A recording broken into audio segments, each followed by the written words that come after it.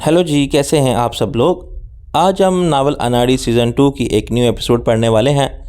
Novel शुरू करने से पहले मेरी आप लोगों से गुजारिश है, अगर आप लोग मेरे चैनल पर नए हैं तो मेरे चैनल को कर लीजिए सब्सक्राइब और बेल आइकन को दबाना हरगिज़ मत भूलिएगा, ताकि मेरे हर आने वाली नई ऑडियो आपकी समातों तक पहुंच सके। बगैर देर किए नावल का करते हैं आगाज़। अब तुम देखना मेरा कमाल। डॉक्टर शहनाज मेरी मशीन मामने खसूसी होगी। मेकअप, प्लास्टिक सर्जरी और अपनी अक्ल से मैं कैसे जिन्स बदलती हूँ। अगर तुम भी धोखा ना खा जाओ तो कहना। लेकिन यार एक बात तो बताओ, इस नामौलूद का क्या नाम होगा। मैंने एक मशहूर फिल्मी डायलॉग की नकल करते हुए गर्ज के कहा, कैसा नामौलूद, किसका है ये नामौलूद। मेरा नया जन्म होगा बहैसियत मर्द तो मुझे नामौलूद ही कहा जाएगा ना। पहले तो बाटे खां, तुरम खान और तीसमार खान जैसे नाम मकबूल थे। मैंने कहा आजकल के हिसाब से फरियाल गुज्जर शरीफ बदमाश। मैंने फरियाल को डॉक्टर शहनाज के घर पर उतारा। शहनाज मिस्र थी कि मैं कम से कम एक कप चाय का नोश फरमाऊँ, मगर मैंने कहा कि मुझे पहले अपने वकील से मिलना चाहिए, सुबह वह कोर्ट में होता है। फारूकी की खूबसूरत सेक्रेटरी मुझे देख के मुस्कुराई। आप कुछ देर हमारे पास तो बैठ जाइए नवाब साहब। मैंने इसे आंखों में आंखें डाल के रोमांटिक लहजे में कहा, कितना पास ये भी बता दो। वो बड़ी अदा से बल खा के उठी, अंदर एक क्लाइंट है और आज इंटरकॉम ख़राब है। मैं खुद बता देती हूँ। हस्ब मामूल इसने अपने बदन के सारे गुदास को नुमायाँ करने वाली आतशीन गुलाबी साड़ी बांध रखी थी, जिसका ब्लाउज़ हर चंद कहीं के है नहीं है कि अमली तफसीर था। चुनाचे कुछ देर इसके सरापा का मंजर देखना किसी इंतज़ार करने वाले के लिए दिलचस्पी होता था, लेकिन अंदर वाला क्लाइंट चंद मिनट में बाहर आ गया तो मैंने एक हसरत भरी आह के साथ कहा, अच्छा अब तो जाना ही पड़ेगा। फारूकी ने आदत के मुताबिक नारा लगा के मेरा इस्तकबाल किया, अजी आइए आइए नवाब साहब, आपको तख्त नशीनी मुबारक। इसने पुरजोश अंदाज में गले मिलते हुए कहा, कहिए कुछ हरम वगैरह आबाद किया या नहीं। सबसे पहले तो यही काम होना चाहिए। मैंने कहा आपकी दुआ से कुछ लोकल और इम्पोर्टेड कनीज़ें फराहम करने का वसीला बन गया है। चंदे में आप भी एक तो दे ही सकते हैं हमें। वो मेरा मतलब समझ के फिर हंसा, क्यों नहीं, एक घर में है ना, वो भी हाजिर है कार खैर के लिए। खैर अब पहले फरमाइए क्या चलेगा। मैंने कहा काफ़ी होगी अगर वो नज़र मिला के पिलाए। इसने दरवाजे से झाँक के कहा, भाई एक और प्यासा आ गया है जिसे शराब से नशा नहीं होता। तुम्हारे दस्तो नाजुक से काफ़ी पी के मरना चाहता है तुम पर। मैंने कहा यार वो बुरा मान जाएगी, ऐसी भी क्या बेतकल्लफ़ी। भैया वो हमें जानती भी है और पहचानती भी है। तुमको फ़िक्र में दुबला होने की ज़रूरत नहीं हमारी तरह। अपनी बात पर वो फिर कहका मार के हंसा तो इसके पहाड़ जैसे बदन में जलजला आ गया। कुछ देर रस्मी बातों के बाद जब मैंने सीरियस बात का आगाज़ किया तो एक क्लाइंट नमूदार हो गया। इसने इसे उजलत में निपटाया या फिर मुझे आधा घंटा इसकी सेक्रेटरी के साथ दिल पशोरी में गुजारना पड़ा। मुझे अंदाज़ा हुआ कि वो महज खुश अदा ही नहीं, खुश ज़ौक़ भी है। वो भी सच बताई कि अलफ लैलवी कहानी से बेहद महसूर थी। मैंने इसे दावत दी कि वो फारूकी के साथ वहाँ आके देखे। मेरी मुश्किल उस वक्त आसान हुई जब दूसरे क्लाइंट की रुखसत होते ही वो ब्रीफ केस लिए बाहर आ गया। उठो यार, निकलो यहाँ से, यहाँ तो यही सिलसिला चलता रहेगा रात भर। चलो हम भाग चलें। ये बात इसने मुझसे कही, मगर रोए सखन अपनी सेक्रेटरी की तरफ रखा। वो मुस्कुराई, भागना तो मुश्किल होगा आपके लिए सर। इसने एक आ भरी, इसलिए तो आज तक ये बात तुमसे छुपाई। मैं और नवाब साहब जा रहे हैं कहीं दूर, जिथे बंदा न बंदे दी ज़ात होवे। तुम तो अब झूठ बोलने के माहिर हो गई हो, जो चाहो कह देना। बीवी पूछे तो सच बोल देना कि किसी के साथ भाग गए हैं। हम एक 5 स्टार होटल के रेस्टोरेंट में जा बैठे। इसने फिर काफ़ी तलब कर ली। अपनी तवाज़ा का सामान वो जीप में लिए फिरता था। इसने एक छोटी सी चपटी सी बोतल कोट से निकाली और दो घूंट पी के रख ली। मैंने कहा फारूकी, एक मसला है जिसमें मुझे परेशान कर रखा है। ये बताओ कि मेरी ज़मीन पर अगर कहीं किसी का नाजायज़ कब्ज़ा था तो तुमने इस बारे में मुझे क्यों नहीं बताया। वो हैरानी से बोला, ऐसी तो कोई बात नहीं। बात कैसे नहीं? हवेली से आधे किलोमीटर के फासले पर वो इमारत किसकी है जिस पर लिखा हुआ है इलाका ममनुआ। GHQ से ज़्यादा सख्त हिफाजती इंतजामात हैं, वहाँ मैं कभी दाखिल नहीं हो सका। ये तुम कैसी बातें कर रहे हो? वहाँ एक रिसर्च स्टेशन कायम करने की इजाज़त ज़रूरी दी गई थी। किस किस्म का रिसर्च स्टेशन? कोई दिफाई नौयत के हथियार वगैरह डेवलप करने के लिए या एटमी तवानाई का? वो हंसने लगा, एग्रीकल्चर और माहौलियात की रिसर्च होती है वहाँ, सही नौयत का मुझे इल्म नहीं। मैंने कहा किसी ने दी थी ये इजाज़त? इन्हीं मरहूम ने जिन्होंने तुम्हें अपना वारिस मुकर्रर किया था। मैंने कहा ये कब की बात है? जब वो आखिरी बार आए थे कई साल पहले। तो इनके किसी दोस्त ने कहा था कि पाकिस्तान में कोई रिसर्च स्कॉलर है, नाम इसका इस वक्त मुझे याद नहीं, इनको ताउन की ज़रूरत है। जब वो तुफ़ैल अहमद मरहूम से मिले, मेरा मतलब है वो पाकिस्तानी स्कॉलर तो मालूम नहीं इनके दरमियान क्या बात हुई। मरहूम ने इनको ताउन के नाम पर कितना नकद दिया, ये जगह इन्हें दी गई थी। कैसे? तोहफे में, किराए पर या लीज़ पर? इसलिए नफ़ी में सर हिलाया। वो एक तरह का इजाज़तनामा था और कुछ नहीं। कितने अरसे के लिए ये तय नहीं था, लेकिन इससे किसी तरह का हक मलकियत साबित नहीं होता। मैंने कहा इसका मतलब है कि मैं चाहूँ तो इस इजाज़तनामे को मनसूख भी कर सकता हूँ, वो जगह खाली भी करा सकता हूँ। इसमें क्या शक की बात है? अचानक मेरी नज़र कुछ फासले पर मौजूद एक शख्स की तरफ गई तो मुझे हैरत का झटका लगा। पहले मुझे शुबा हुआ कि वो कोई है, وہ بہترین سوٹ اور ٹائی میں تھا، لیکن اس درجہ مشابہت صرف حمزاد بھائیوں کے علاوہ کہیں نظر نہیں آتی۔ پھر اس کے ساتھ جو ہستی موجود تھی، اسے میں کیسے بھول سکتا تھا؟ میں نے فاروقی سے معذرت کی کہ میں ابھی آتا ہوں، اور ٹیبل کی طرف بڑھا۔ مجھ سے چند ٹیبل کے فاصلے پر اکبر خان اس حسن مجسم نور جہاں کے ساتھ موجود تھا جسے وہ اپنی زوجہ ثانی قرار دیتا تھا۔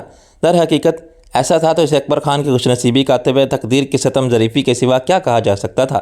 پہلوئے حور میں لنگور خدا کی قدرت نور جہاں کو دیکھ کر ہی مجھے یقین آیا کہ نہ وہ اکبر خان کا حمزاد ہے، نہ جڑواں بھائی، اور نہ ہم شکل بلکہ خود اکبر خان ہے، ورنہ اس کا ظاہری حلیہ اور بدلا ہوا روپ مجھے شک میں مبتلا کر دیتا۔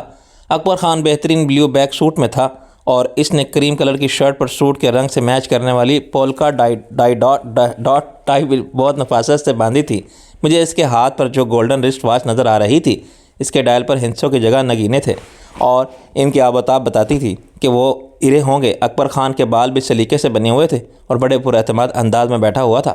اکبر خان اکیلا نہیں تھا، اسی ٹیبل پر مجھے سیاہوں والے مخصوص بے ترتیب اور فرض لباس میں ایک گوری چمڑی والا جوڑا بھی نظر آ رہا تھا۔ وہ برطانوی امریکی بھی ہو سکتے تھے اور جرمن یا اٹالین بھی۔ مرد کی عمر شاید 40 کے لگ بھگ ہوگی۔ اس کے سر پر گھنگریالے بے ترتیب بالوں کا ڈھیر تھا۔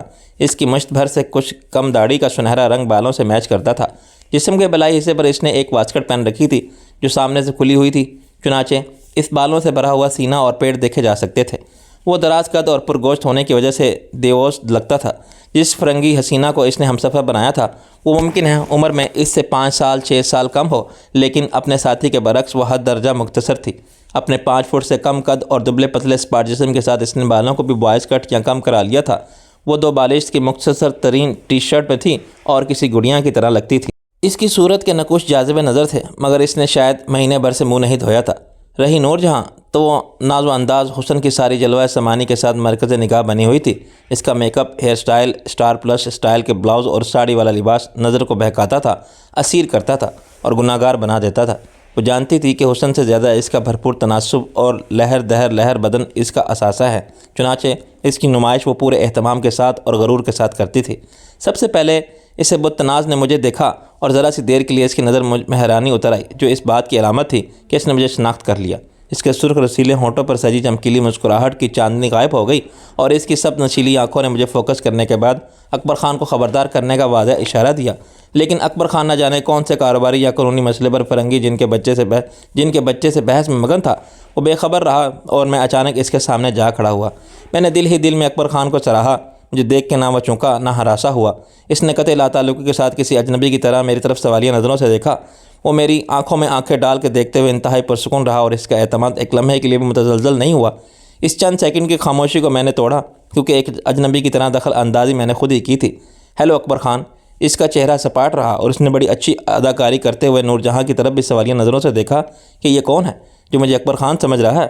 پھر اس نے سر ہلایا۔ آپ کو غلط فہمی ہوئی ہے، میں اکبر خان نہیں ہوں۔ اس کی پروقار متانت مجھے چکرا دیتی تھی، لیکن میں اتنی آسانی سے چکر میں آنے والا نہیں تھا، کیونکہ شناسائی کا اعتراف میں نور جہاں کی صورت پر پہلے نوٹ کر چکا تھا۔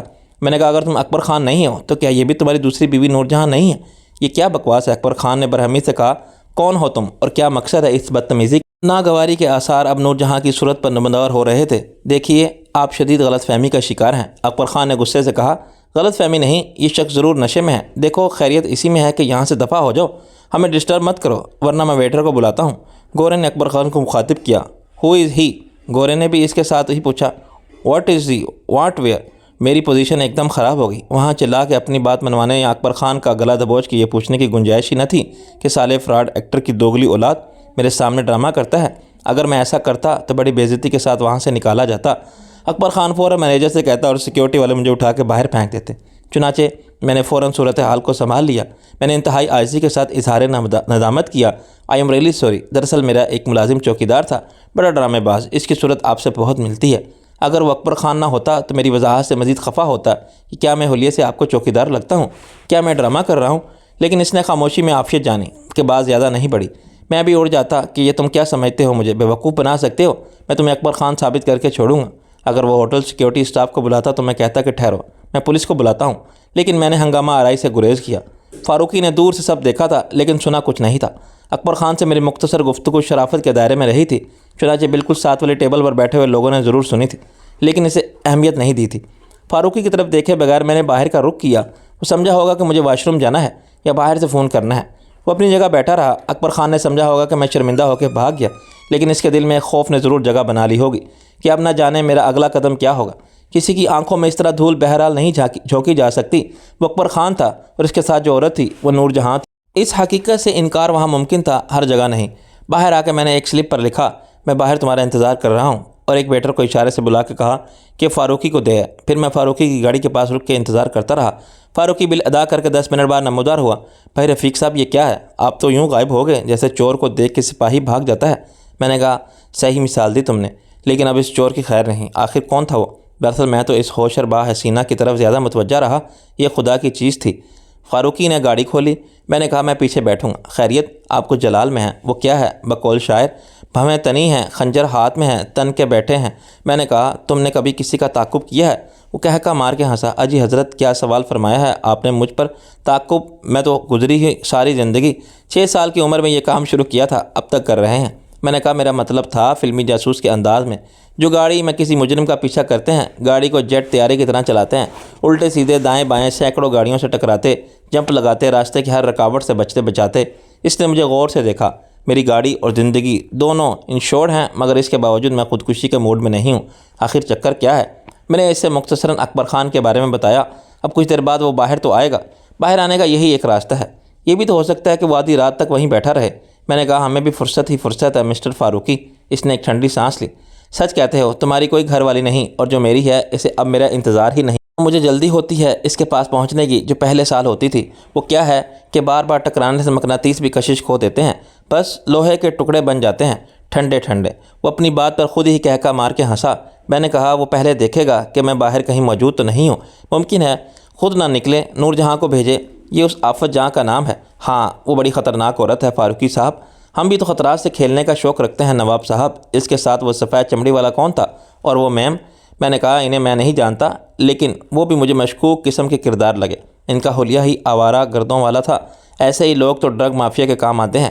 امریکی یورپی پاسپورٹ بے حد معتبر اور شک و شبے سے بالاتر سمجھا جاتا ہے، اور پیسوں کی خاطر یہ لوگ کچھ بھی کرنے کو تیار ہو جاتے ہیں۔ سچ کہا تم نے۔ ایک گوری کو میں بھی جانتا ہوں، $400 چارج کرتی ہے ایک رات کے۔ 2 مہینے سے پہلے اپارٹمنٹ نہیں ملتے، ویٹنگ بڑی لمبی ہے۔ اور اب تم سے کیا پردہ؟ ہمارا نام بھی لکھا ہوا تو ہے۔ میں نے کہا تمہیں شرم آنی چاہیے۔ ہاں یار آتی ہے، مگر یہ تو کام بے شرمی کا ہے، اور ہمیں بدلہ بھی تو لینا ہے ان سے۔ 200 سال تک یہ ہماری… وہ ڈھٹائی سے بولا۔ 1 گھنٹے بعد میرے ضبط کا حوصلہ جواب دینے لگا۔ فاروقی کی یہ بات درست ہوتی نظر آتی تھی کہ وہ آدھی رات تک وہاں بیٹھے رہ سکتے ہیں۔ وہ میرے صبر کو آزمائے گا، یہ چاہے گا کہ تنگ آ کے میں کچھ کروں، یا کوئی ترکیب چلے گا کہ میری آنکھوں میں دھول جھونک کے نکل جائے۔ بظاہر یہ آسان نہ تھا، نہ وہ حلیہ اور چہرہ بدل سکتا تھا، نہ کوئی خفیہ راستہ نکال سکتا تھا۔ فاروقی نے کہا یار انتظار کس امید میں ہو تو بات ہوتی ہے، مثلاً وہ جو گل بدن ہے نور جہاں، راحت جہاں، اگر یہ آس ہو کہ وہ سیدھی آ کے گاڑی میں بیٹھ جائے گی تو ہم بیٹھے رہ سکتے ہیں ساری رات۔ میں نے کہا فی الحال اس کا کوئی چانس نہیں، اس لیے دوسرا طریقہ اختیار کرتے ہیں۔ کوئی کاغذ کا پرزہ نکالو اور لکھو۔ فاروقی نے ایک پاکٹ ڈائری میں سے ایک صفحہ پھاڑا۔ کیا لکھوں؟ لکھو پیر بخش گاڑی میں بیٹھا ہے، اپنی گاڑی کا ماڈل، رنگ اور نمبر لکھ دو۔ کیا وہ اتنا بے وقوف ہے؟ نہیں، میں ایک چانس لے رہا ہوں، قسمت ساتھ دے تو بلف بھی کامیاب ہو جاتا ہے۔ فاروقی نے وہ رکا مجھے دیا۔ میں اسے بند کر کے دوبارہ ریسٹورنٹ کا رخ کیا۔ کچھ دیر انتظار کے بعد ایک ویٹر کی شکل نظر آئی تو میں نے اسے اشارے سے قریب بلایا۔ دیکھو یہ رکا اندر پہنچانا ہے۔ میں نے اکبر خان کا اور نور جہاں کا حلیہ بتا کے کہا۔ اس نے مجھے مشکوک نظروں سے دیکھا۔ آپ خود کیوں نہیں جاتے؟ میں نے جیب سے 1000 کا نوٹ نکالا۔ بات کو سمجھا کرو، مجھے اندر نہیں جانا، اسے باہر بلانا ہے۔ ویٹر نے رکا کھول کے پڑھا، کچھ دیر سوچتا رہا اور پھر نوٹ پکڑ لیا۔ اگر انہوں نے پوچھا اس کا جملہ مکمل ہونے سے پہلے میں نے کہا تو تم کہو گے کہ اس حلیہ کا آدمی تھا۔ میں نے اسے پیر بخش کا حلیہ سمجھا دیا۔ وہ پھر تذبذب میں پڑ گیا۔ سر جی میں غریب آدمی ہوں۔ میں نے کہا مجھے معلوم ہے، اس لیے تو 1000 دے رہا ہوں، کوئی اور غریب شاید یہ کام 500 میں بھی کر دے۔ وہ سمجھ گیا اور سر ہلا کے غائب ہو گیا۔ تو میں نے فاروقی کو کہا گاڑی آگے لے آئے۔ اسی وقت گورا جن کی ریچھ کی طرح بازو ہلاتا گوری کے ساتھ نمودار ہوا۔ گوری سگریٹ پی رہی تھی اور وہ میرے پاس سے گزرے تو مجھے دھوئیں کے مرغولے سے چرس کی بو آئی۔ اکبر اور نور جہاں سے ان کے تعلقات واضح طور پر کسی غلط کاروباری شراکت کی نشاندہی کرتے تھے، لیکن میرے پاس کوئی قانونی اختیار نہ تھا اور میں ان غیر ملکیوں کو روک کے ان سے کچھ پوچھ سکتا۔ ایسے لوگوں پر ہاتھ ڈالنے سے پہلے خود پولیس 100 بار سوچتی ہے۔ پاکستانی شہری کا کوئی مسئلہ نہیں، جسے چاہو ڈک دو اور کوئی بھی فرد جرم لگا دو، ثبوت شہادت سب کا بندوبست بعد میں ہو جائے گا۔ لیکن غیر ملکی کا معاملہ خطرناک ہو جاتا ہے۔ سفارت خانہ احتجاج کر دے کہ ہمارے شہریوں کو بلا وجہ ہراساں کیا گیا تو نوکری خطرے میں پڑ سکتی ہے۔ 10 منٹ بعد مجھے بے چینی ہونے لگی اور مایوسی کے ساتھ خفت غالب آنے لگی کہ شاید میری چال ناکام ہو گئی ہے۔ میں نے اپنی دانست میں بڑی ذہانت سے ایک جال بچھایا تھا، مگر اکبر خان، جس کی حیثیت ابھی تک میری نظر میں ایک معمولی چوکیدار سے زیادہ نہ تھی، گرفتار ہونے پر تیار نہیں۔ شاید میرا پیغام پڑھ کے وہ دل ہی دل میں بہت ہنسا ہوگا اور اس نے نور جہاں کو بھی بتایا ہوگا کہ نواب صاحب قبلہ نے کیا لطیفہ ارسال کیا ہے۔ ممکن ہے اس نے ویٹر کو بھی لالچ دیا، دھمکی سے سچ بولنے پر مجبور کر دیا۔ فاروقی نے ہارن بجا بجا کے مجھے متوجہ کرنے اور اشارے سے یہ پوچھنے کا سلسلہ الگ شروع کر رکھا تھا کہ کیا ہوا۔ اسے نظر آ رہا تھا کہ کچھ بھی نہیں ہوا، لیکن ایک تو اس نے نو پارکنگ ایریا میں گاڑی کھڑی کی ہوئی تھی، دوسرے انتظار کی کوفت میں وہ کوفتہ ہو رہا تھا۔ صرف ایک لمحے کے لیے مجھے خیال آیا کہ کہیں اکبر خان مجھے چکمہ دے کر نہ نکل گیا ہو، لیکن یہ ناممکن تھا۔ یہ صرف اس صورت میں ممکن تھا جب وہ سلیمانی ٹوپی اوڑھ لیتا اور اس کی منقوہہ برقع اوڑھ لیتی۔ ریسٹورنٹ میں وہ ان دونوں چیزوں کا آرڈر بھی نہیں دے سکتے تھے۔ یقیناً اس خبیث الزمان نے اس وقت تک اپنی جگہ پر برجمع رہنے کا فیصلہ کرا لیا ہوگا جب تک ریسٹورنٹ والے خود ان سے نہ کہیں کہ بس ہو چکی نماز، مصلی اٹھائیے، ہم ریسٹورنٹ بند کر رہے ہیں، آپ بھی گھر جائیے۔ اسے یقین ہوگا کہ اتنی دیر انتظار کرنا میرے لیے ممکن نہیں ہوگا۔ یہ بات ٹھیک ہی تھی، میں مزید انتظار نہیں کر سکتا۔ اپنی چال کی ناکامی نے مجھے مشتعل کر دیا تھا۔ میں نے فاروقی کی طرف دیکھ کے ہاتھ ہلایا اور اندر چلا گیا۔ میں نے اب اسی جگہ ان سے دو ٹوک بات کرنے کی ٹھان لی تھی۔ حبال میں قدم رنجا فرماتے مجھے حیرت کا پہلا جھٹکا لگا جب اکبر خان اور نور جہاں کی ٹیبل پر مجھے دو بارش مولانا تشریف فرما نظر آئے۔ غلطی کا امکان ہی نہ تھا، میز وہی تھی لیکن لوگ بدل گئے تھے۔ میں نے ادھر ادھر نظر دوڑائی۔ حال میں 30-40 میزوں پر 150 افراد کے بیٹھنے کی گنجائش تھی اور 2-4 کے سوا سب میزیں بھری ہوئی تھیں، لیکن اکبر اور نور جہاں ان میں نہیں تھے۔ حال کے وسط میں کھڑے رہ کر لوگوں کو گھورتے ہوئے میں نے خود کو خاصا احمق محسوس کیا۔ مجھے جو جلاہٹ بھی تھی اور غصہ بھی تھا کہ وہ دونوں میری توقعات سے بڑھ کر چالاک ثابت ہوئے اور سلیمانی ٹوپی یا برقع کے بغیر ہی غائب ہو گئے۔ ایک ویٹر نے میرے قریب آ کے مؤدبانہ سوال کیا۔ یس سر، میں نے حال پر نگاہ ڈالی اور پوچھا، باہر جانے کا کوئی دوسرا راستہ بھی ہے؟ ویٹر نے نبے ہوئے سر ہلایا۔ دروازہ تو ایک ہی ہے۔ اس کی بات کا یہ مطلب نکالا جا سکتا تھا کہ کھڑکی کی کھول کے کوئی باہر جانا چاہے تو اسے پکڑایا یا روکا نہیں جا سکتا، کیونکہ یہ جرم نہیں ہوگا۔ کھڑکیاں سب بند تھیں کیونکہ حال ایئر کنڈیشن تھا۔ میری پریشانی دیکھ کے ویٹر نے کہا، آپ کسے تلاش کر رہے ہیں سر؟ میں نے کہا ابھی کچھ دیر پہلے جہاں یہ مولانا بیٹھے ہیں یہاں ایک صاحب بیٹھے تھے، ان کے ساتھ ایک بہت حسین خاتون تھی، اتنی حسین کہ تم نے ضرور دیکھا ہوگا۔ وہ مسکرایا۔ وہ تو چلے گئے سر۔ چلے گئے؟ مگر کیسے؟ کس راستے سے؟ میں باہر ان کا انتظار کر رہا تھا۔ ویٹر نے کہا، آپ مینیجر صاحب سے پتہ کر لیں سر۔ مجھے یوں لگا جیسے وہ سب جانتا ہے مگر بتا کے مشکل میں پڑنے سے ڈرتا ہے۔ میں نے اسے کونے میں بنے ہوئے کاؤنٹر کا رخ کیا۔ مینیجر اپنی صورت اور وضاحت سے بہت کایاں بلکہ کسی حد تک خطرناک لگتا تھا۔ میرے سوال پر وہ زیادہ خطرناک نظر آنے لگا۔ اس نے آنکھیں نکال کے غراتے ہوئے کہا، آپ کیوں پوچھ رہے ہیں؟ میں نے اس کے جارحانہ رویے سے سمجھ لیا کہ ایسے بات نہیں بنے گی۔ میں نے کونیاں کاؤنٹر پر ٹکا کے کہا، یہ بات ابھی مجھے بتا دو تو زیادہ پریشانی سے بچ جاؤ گے، ورنہ کچھ نرم پڑ۔ ورنہ کیا؟ میں نے کہا، تمہیں انٹیلیجنس بیورو میں حاضر ہو کے بتانا پڑے گا۔ نادانستگی یا بیوقوفی میں تم اعانت مجرمانہ کے مرتکب ہو چکے ہو۔ آسان اردو میں بتائیں سر، اس نے سر گجا کے کہا۔ میں نے کہا، اس ٹیبل پر 2 غیر ملکی بھی تھے، ایک سنہری داڑھی والا جن اور ایک پورٹیبل قسم کی حسینہ۔ وہ غیر ملکی ایجنٹ کچھ ملک دشمن عناصر سے کام لے رہے ہیں، تم نے انہیں فرار کرا دیا۔ کیا معاوضہ ملا تمہیں ان کی مدد کا؟ $1000 یا 1000 یورو؟ وہ نروس ہو گیا۔ آپ کیسی باتیں کر رہے ہیں سر؟ میں نے کہا، ہم کب سے ان پر نظر رکھے ہوئے تھے، تم نے لالچ میں ملک دشمن عناصر کی مدد کرتے ہمارا کام خراب کر دیا، اس کی حالت غیر ہوگی۔ نہیں سر، میں نے کچھ نہیں کیا۔ تو کسی ویٹر نے کیا ہوگا، میں نے گرا کے کہا۔ نہیں سر، وہ آئے تھے میرے پاس، انہوں نے جھوٹ بولا مجھ سے کہ باہر ہمارے دشمن کھڑے ہیں۔ انہوں نے کہا کہ ہم دونوں نے اپنے پسند سے محبت کی شادی کر لی ہے، اس پر ہم دونوں کا قبیلے والے ہماری جان کے دشمن ہو رہے ہیں، اگر باہر گئے تو ہمیں گولیوں سے چھلنی کر دیں گے۔ بس سر، مجھے رحم آ گیا۔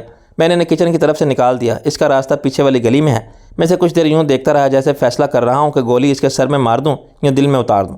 خطرناک نظر آنے والا اب سزائے موت کے منتظر مجرم کی طرح زرد پڑ گیا تھا۔ بالآخر میں نے گہری سانس لی اور کاؤنٹر پر ہاتھ مار کے کہا، ٹھیک ہے، ابھی تو میں جا رہا ہوں، لیکن اپنی زبان بند رکھنا۔ وہ اکلایا، جی سر، آپ کا نام اگر کوئی پوچھے تو؟ میں نے روانی سے کہا، شاہ رخ خان۔ وہ دم بخود رہ گیا۔ اگر میں خود کو امیتابھ بچن کہہ دیتا تو شاید اس کی حیرانی کچھ کم ہوتی۔ جی سر، میں نے متانت سے کہا، کرنل شاہ رخ خان، اور سیدھا چلتا ہوا باہر نکل گیا۔ فاروقی بہت ہنسا۔ بھائی یہ تو خوب ہوئی، یہ مغل اعظم اور ملکہ نور جہاں آخر کیا چکر چلاتے پھر رہے ہیں؟ میں نے کہا، معلوم ہو جائے گا بہت جلد۔ بکرے کی ماں کب تک خیر منائے گی؟ اجی آپ کس خیال میں ہیں نواب صاحب؟ وہ پھر نظر آیا تو آپ ہی کو جھوٹا ثابت کر دے گا کہ کسی اور کو دیکھا ہوگا آپ نے۔ میں تو ایک غریب چوکیدار ہوں، ایسے ہوٹل میں میرا کیا کام؟ وہ کچھ نہیں مانے گا۔ میں نے کہا، اس کا تو باپ بھی مانے گا، لیکن منوانے کے لیے مجھے پولیس کا طریقہ اختیار کرنا پڑے گا۔ اچھا، اب بتاؤ پروگرام کیا ہے؟ ابھی تک میں گھر نہیں گیا ہوں، کل پھر سارا دن تم نہ ملتے تو اس لیے پہلے ادھر آ گیا ہوں۔ کب تک قیام رہے گا یہاں؟ میں نے کہا کچھ پتہ نہیں، چند دن تو لگیں گے۔ ابا نے فون پر کچھ پریشانی ظاہر کی ہے، کچھ لوگ انہیں تنگ کر رہے ہیں۔ کون لوگ؟ مجھے بتا دیتے۔ میں نے کہا نہیں فاروقی، یہ معاملہ قانون اور پولیس کا نہیں ہے، میرے ابا سے زیادہ بے ضرر آدمی کون ہوگا؟ تمام عمر ایسی عاجزی سے رہے کہ دشمن کون ہوتا؟ ان کا برا چاہنے والے بھی شرمندہ ہو گئے، انہیں مل رہی ہے میرے اعمال کی سزا۔ مجھ پر کسی کا داؤ نہیں چلتا تو انہیں نشانہ بنا لیتا۔ میری مانو تو انہیں یہاں سے نکال لو۔ اگر تم نے صد بدائی کو اپنے اسلام آباد بنا لیا ہے تو پھر ایوان صدر کو بھی وہیں لے جاؤ، نہ رہے غائبانہ عذاب تمہارے لیے اور ان کے لیے بھی، شاید یہی سب سے بہتر ہوگا۔ فاروقی نے مجھے اپنے آفس کے باہر ڈراپ کیا تو رات کے 8 بجے تھے، لیکن اس کی سیکرٹری آفس بند کرا کے جا چکی تھی۔ عام دنوں میں وہ رات کے 10 بجے تک بیٹھتا تھا اور اس وقت تک چوکیدار آ جاتا تھا۔ آج وہ موجود نہیں تھا۔ فاروقی کا آفس ایک یو شیپ احاطے میں تھا، 2 کنال کے رقبے پر بنی ہوئی صرف 2 منزلہ عمارت تھی جس میں فاروقی واحد وکیل تھا۔ باقی حصے میں 2 فارماسیوٹیکلز، 1 کنسٹرکشن اور 2 آفس ایکوپمنٹ سپلائی کمپنی کے دفاتر تھے۔ عمارت کی تیسری منزل برسوں سے نامکمل پڑی تھی، اس کے سریوں والے پلر آدھے کھڑے تھے۔ عمارت کے اصل مالک کا ارادہ یہاں 6 منزلہ آفس کمپلیکس بنانے کا تھا، لیکن ان کا اچانک انتقال ہو جانے کے سے یہ منصوبہ ادھورا رہ گیا۔ اس کی زندگی بھی فاروقی ہی کرایہ داری اور ٹیکس وغیرہ کے سارے معاملات کی نگرانی کرتا تھا۔ بچے پڑھنے کے لیے امریکہ گئے تھے تو وہیں سیٹل ہو گئے تھے۔ بیوی یہاں اکیلی رہ کے کیا کرتی؟ وہ بھی فاروقی کو اپنا اٹارنی مقرر کر کے امریکہ چلے گئی اور 3 سال بعد مر گئی۔ اب عجیب و غریب صورتحال یہ تھی کہ مالک کوئی نہیں تھا، جو وارث تھے انہوں نے قانونی طور پر حق ملکیت حاصل نہیں کیا تھا، چنانچہ فاروقی کو حاصل اٹارنی کے اختیارات بھی قانونی حیثیت باقی نہیں رہی تھی، لیکن اصل حالات کا کسی کو علم نہیں تھا۔ فاروقی صاحب بدستور کرایہ وصول کر رہے تھے اور اس جوائنٹ اکاؤنٹ میں جمع کرا رہے تھے، جس کے دونوں اکاؤنٹ ہولڈر میاں بیوی اس دنیا میں ہی نہیں تھے، اور اصولاً ان کا اکاؤنٹ بھی فریز ہو جانا چاہیے تھا۔ فاروقی ٹیکس کے معاملات سے بھی نمٹتا تھا اور ایک طرح سے بلڈنگ کا مالک بنا ہوا تھا۔ کسی نے کبھی ان کی حیثیت کو چیلنج نہیں کیا تھا۔ فاروقی کو امید تھی کہ کسی دن اصل وارث واپس آ کے قانونی طور پر بینک اکاؤنٹ اور دیگر تمام اثاثے اپنی ملکیت میں لیں گے تو یہ چکر ختم ہوگا۔ یو شیپ والے احاطے، اس احاطے میں نہیں ان لوگوں کی کار پارکنگ تھی جو یہاں کام کرتے تھے یا کسی کام سے آتے تھے۔ اس وقت تمام دفاتر بند تھے تو احاطے میں صرف میری کار کھڑی رہ گئی تھی۔ ہر آفس کے باہر ایک لائٹ ضرور تھی، اس سے احاطے میں اندھیرا نہیں تھا۔ گاڑی سٹارٹ کر کے میں نے ریورس گیئر لگایا تھا کہ گاڑی کو سیدھا گیٹ سے نکالوں۔ پیچھے جگہ بالکل خالی تھی، چنانچہ میں نے کچھ تیزی دکھائی، لیکن گاڑی کو پیچھا کرنے کے بعد میں نے روکنا چاہا تو وہ نہیں رکی، اس کے بریک فیل ہو چکے تھے۔ گاڑی پیچھے ایک آفس کی دیوار سے ٹکرائی اور رک گئی۔ اگر وہ 1 فٹ دائیں جانب جاتی تو بڑے بڑے شیشوں کو توڑتی ہوئی آفس ایکوپمنٹ سپلائی کمپنی کے دفتر جا کر گھس جاتی۔ شو کیس میں سجے ہوئے نہ جانے کتنے کمپیوٹر اور پرنٹر بھی تباہ ہوتے تو نقصان بہت زیادہ ہوتا۔ گاڑی کی ٹیل لائٹ ٹوٹی تھی اور ڈکی اندر دب گئی تھی۔ ظاہر ہے اس وقت صبر کے سوا کچھ نہیں ہو سکتا تھا۔ کسی پرانی گاڑی کے بریک فیل ہو جانا کوئی ناممکن بات نہیں ہوتی، ایسا کہیں بھی اور کسی وقت بھی ہو سکتا ہے۔ گاڑی بھی استعمال کے قابل نہیں رہی تھی۔ میں نے سٹارٹ کیا اور بہت آہستہ آہستہ چلاتے ہوئے دوبارہ وہیں کھڑا کر دیا جہاں یہ پہلے کھڑی تھی۔ اتنی کم رفتار پر اسے روکنے کے لیے ہینڈ بریک کافی تھے اور یہ خطرناک نہیں تھا کہ سامنے کی ٹکر سے ہیڈ لائٹ پہ بکھر جائے۔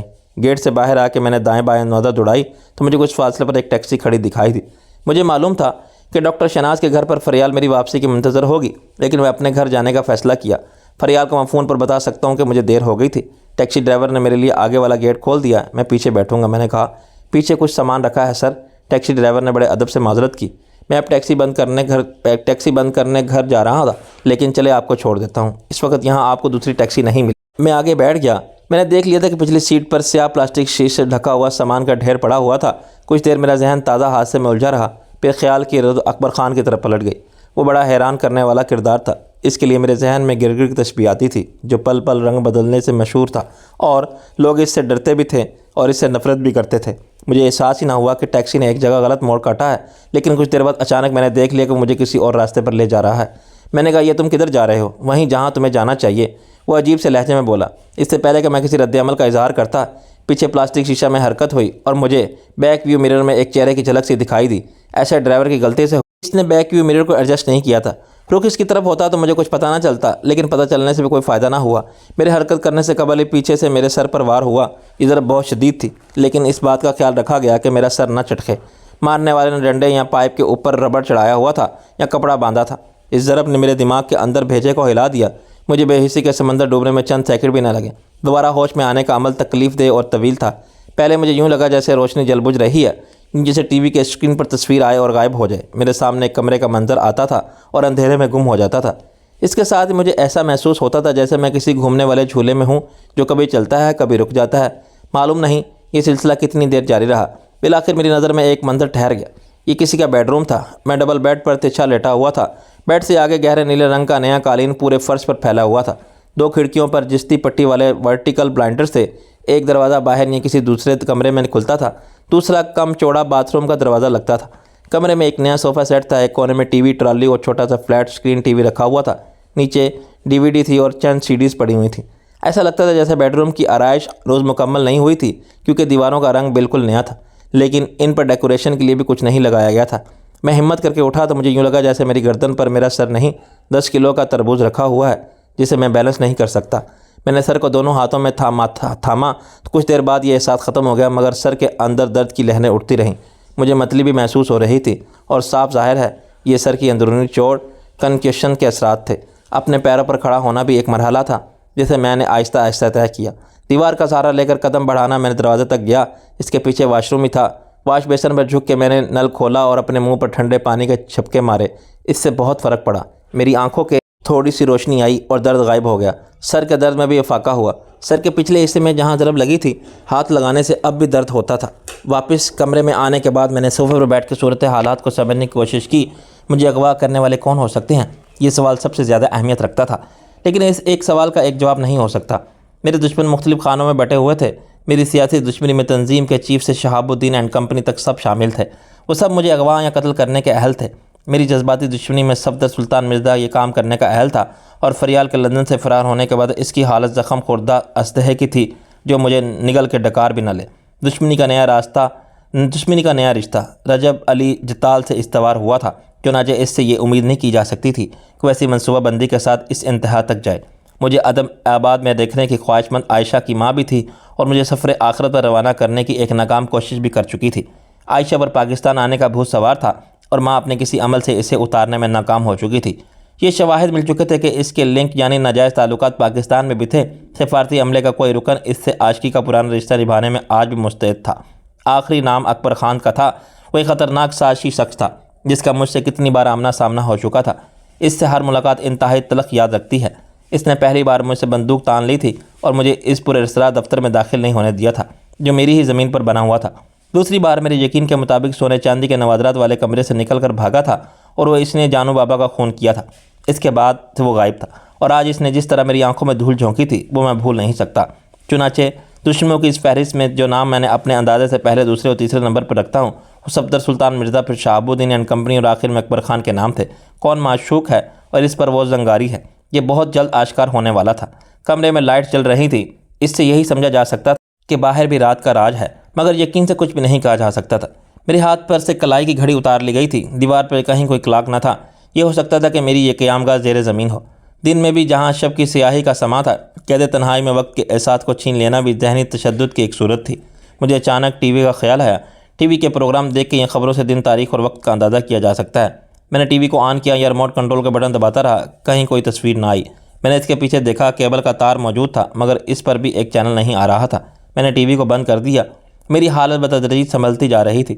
بے ہوشی کا وقفہ ختم ہونے کے بعد میرے جسم کی مدافعتی نظام تیزی سے کام کر رہا تھا اور یہ میری جسمانی اور ذہنی صلاحیتیں بحال ہو رہی تھیں۔ چکر اور متلی کی کیفیت باقی نہیں رہی تھی اور کمزوری کا اثر بھی رفتہ رفتہ زائل ہونے لگا تھا۔ اب میں سوچ سکتا تھا، میں نے صورتحال کو سمجھ لیا تھا اور اس سے نمٹنے کے عمل کا آغاز ہو گیا تھا۔ میں جاننا چاہتا تھا کہ مجھے کس نے اغوا کیا تھا اور کیوں۔ وہ جو بھی تھا، اس نے سازش کا جال بڑی ذہانت سے بچھایا تھا۔ میری گاڑی کے بریک فیل نہیں ہوئے تھے۔ یقیناً کسی نے بریک لائن کاٹ دی تھی۔ رات کا وقت نہ ہوتا تو میں بہہ جانے والے بریک آئل کو بھی دیکھ لیتا۔ اس حرکت کا مقصد مجھے مارنا نہیں تھا۔ قتل کرنا ہوتا تو کوئی بھی ماہر نشانہ باز اطمینان سے میرے سر میں ایک گولی اتار دیتا۔ وہاں نہ کوئی دیکھنے والا تھا اور نہ آنے والا۔ بریک لائن کاٹنے والے کو معلوم تھا کہ گاڑی سٹارٹ کرتے ہی مجھے اس خرابی کا پتہ چل جائے گا۔ گاڑی سڑک کے کنارے ہوتی تو یہ ہو سکتا تھا کہ میں اسے سٹارٹ کروں اور ٹریفک کے روانی میں شامل ہو جاؤں۔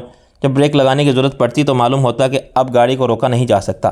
انجام ایک حادثہ ہوتا جس میں کوئی گاڑی سے کچلا جاتا، گاڑی کسی تصادم میں تباہ ہوتی یا میں خود مارا جاتا، صرف زخمی ہوتا یا معذور، یا کچھ بھی نہ ہوتا۔ مجھے اتنی مہلت مل جاتی کہ میں خود کو گاڑی کے کسی فٹ پاتھ پر چڑھا کے یا کھمبے سے ٹکرا کے روک لوں۔ جہاں گاڑی کھڑی تھی وہاں میرا واپس آنا یقینی تھا۔ سازش کی منصوبہ بندی کرنے والے جانتے تھے کہ جب میں گاڑی کو ریورس کروں گا تو مجھے بریک سسٹم کے ختم ہو جانے کا پتہ چل جائے گا، پھر میں گاڑی کو وہیں چھوڑ دوں گا اور کوئی ٹیکسی تلاش کروں گا، اور ایسا ہی ہوا تھا۔ میں نے باہر آتے ہی جو ٹیکسی دیکھی اس میں بیٹھ گیا تھا۔ میرے دشمنوں کا پلان کامیاب ہو گیا تھا، یہ پلان فیل بھی ہو سکتا تھا۔ میں اس ٹیکسی میں نہ بیٹھتا یا کوئی دوسری ٹیکسی نمودار ہو جاتی، لیکن ٹیکسی ڈرائیور کی بات نے مجھے قائل کر لیا تھا کہ مجھے موقع سے فائدہ اٹھانا چاہیے۔ دوسری ٹیکسی نہ جانے کب ملے، اور اکیلے آدمی کو کیا فرق پڑتا ہے، اگر پیچھے سامان پڑا ہے وہ آگے بیٹھ جائے۔ غور طلب سوال یہ تھا کہ آخر کوئی کب سے کہاں سے میرے تعاقب میں تھا۔ میرا شہر آنا کسی طے شدہ پروگرام کے مطابق نہیں تھا، میں اچانک روانہ ہوا تھا، بلکہ کر دیا گیا تھا۔ مجھے اپنی آمد کا کسی کو بتانے کا موقع ہی نہیں ملا تھا۔ پھر فاروقی کے آفس میں میری گاڑی کو کس نے دیکھا؟ کیا یہ اتفاق تھا یا کوئی شہناز کے گھر سے میرا تعاقب کرتا ہوا آیا تھا جہاں میں نے فریال کو اتارا تھا؟ کیا ہر جگہ جہاں میری واپسی متوقع ہو کسی جاسوس کی ڈیوٹی لگا دی گئی ہے؟ میرا اپنا گھر، راجہ کا گھر، شہناز کا گھر اور فاروقی کا آفس وہ مقامات تھے جہاں کبھی نہ کبھی مجھے آنا تھا۔ یہ خیال مجھے بعید از امکان لگتا تھا کہ ہر جگہ کی جاسوسی دن رات جاری ہو۔ زیادہ ترین قیاس یہ بات لگتی تھی کہ کوئی صد بدائی سے میرا تعاقب کرتا ہوا آیا۔ وہ صد بدائی سے دور رہا، اگر وہ راستے میں کہیں موجود ہوتا تب مجھے پتہ چل جاتا۔ صد بدائی سے جی ٹی روڈ پر دنیا تک سڑک پر ٹریفک برائے نام تھی۔ کوئی گاڑی میری گاڑی کے پیچھے آتی تو مجھے فوراً شک ہو جاتا۔ میرا تعاقب دینا کے موڑ سے شروع ہوا۔ جی ٹی روڈ پر مجھے لاہور کی طرف سے ہر قسم کی ٹریفک کا سیل رواں آتا تھا، جس میں بسوں اور دیگر ویگنوں کی کاریں زیادہ نظر آتی تھی۔ میں کیسے لوڈ کر سکتا تھا؟ کون سی کار میرے پیچھے آ رہی تھی اور اس ناکہ بندی کے لیے کس گاڑی میں صرف ایک شخص کا موجود رہنا کافی تھا؟ وہ میرے پیچھے پیچھے فاروقی کے آفس تک پہنچ گیا۔ باقی کام خود میں نے آسان بنا دیا۔ میں نے اپنی گاڑی وہیں چھوڑ دی اور فاروقی کا آفس قبل از وقت بند ہو گیا۔ میرے دشمن اطمینان سے میری واپسی کا انتظار کرتے رہے۔ دوسری صورت یہ ہو سکتی تھی کہ ایک آدمی موبائل فون پر صد بدائی کے قریب موجود رہے اور میرے روانہ ہونے کی اطلاع کر دے۔ باقی کام دوسروں کا، لیکن صد بدائی کے آس پاس دور تک کسی موبائل فون کمپنی کا نہ ٹاور تھا اور نہ کوئی سگنل موصول ہوتا تھا۔ خود ہم وہاں سیٹلائٹ ریسیور استعمال کر رہے تھے۔ وقت کے ساتھ ساتھ میری بے چینی میں اضافہ ہو رہا تھا۔ میں چاہتا تھا کہ مجھے یہاں قید کرنے والا سامنے آ کے بات کرے۔ مجھے فریال کا خیال آ رہا تھا، اپنے گھر والوں کی فکر تھی، راجہ کا شہناز سے رابطہ تھا۔ اس نے بتا دیا ہوگا کہ ہم پہنچنے والے ہیں، اور فریال کے پہنچنے پر وہ حیران بھی نہیں ہوئے تھے، جیسے یہ سب متوقع تھا۔ میرے لاپتہ ہونے کی خبر ایک سے دوسرے تک پہنچ گئی تو بڑی خرابی ہوگی۔ راجہ یا فریال میں سے کوئی اتنا بیوقوف نہیں کہ میرے گھر والوں کو کچھ بتائے۔ سب جانتے ہیں کہ ایسی خبر کا میرے والدین اور میری دادی پر کیا اثر ہوگا۔ بے چینی کے ساتھ اب مجھے کمزوری بھی محسوس ہو رہی تھی، جو بھوک کا نتیجہ تھی۔ 15 منٹ سے زیادہ ہو گئے تھے میں بے چارگی کی تصویر بنا بیٹھا تھا۔ صرف سوچ رہا تھا، آخر میں نے کیوں فرض کر لیا کہ اس قید سے رہائی میرے بس کی بات نہیں؟ کوشش کیے بغیر یہ شخص خوردہ ذہن کی مایوسی کس لیے؟ میں نے سوچا۔ پھر ابھی اٹھا اور میں نے دروازے کو کھولنا چاہا، مگر وہ باہر سے بند تھا۔ فلمی سٹائل سے میں نے اسے شانوں کی ٹکر سے توڑنا ناممکن تھا۔ میں نے کھڑکی کھولی، مجھے اپنے سامنے ایک تاریک گلی سی دکھائی دی۔ باہر کی خنک اور تازہ ہوا نے مجھے کچھ فرحت اور توانائی عطا کی۔ میں نے گرل سے منہ لگا کے اور چلا کے کہا، ہیلو، کوئی ہے؟ میری اپنی آواز سے منتشر ہونے والی خاموشی پھر یوں منجمد ہو گئی جیسے پرسکون تالاب کی سطح پھر کسی کنکر سے ذرا سی دیر کے لیے لہروں کے دائرے پھیلیں اور سطح آب پر شیشے کی طرح ساکت ہو جائے۔ میں کئی بار چلایا، مگر سکوت سے جواب کچھ نہ آیا۔ باہر ویسے بھی کوئی آواز نہ تھی، نہ کسی گاڑی کے گزرنے کی، نہ کسی بلی کتے کی یا پرندے کی، نہ وہ آواز جو زندگی اور آبادی کی علامت ہوتی، کسی گھر میں برتن گرنے کی، کسی بچے کے رونے کی، کسی دروازے کے بند ہونے کی، ریڈیو، ٹی وی یا ڈیک سے نکلنے والی نغمہ ساز کی۔ ایک مسلسل گہر اور بے حد سناٹا ہر سمت مسلط تھا۔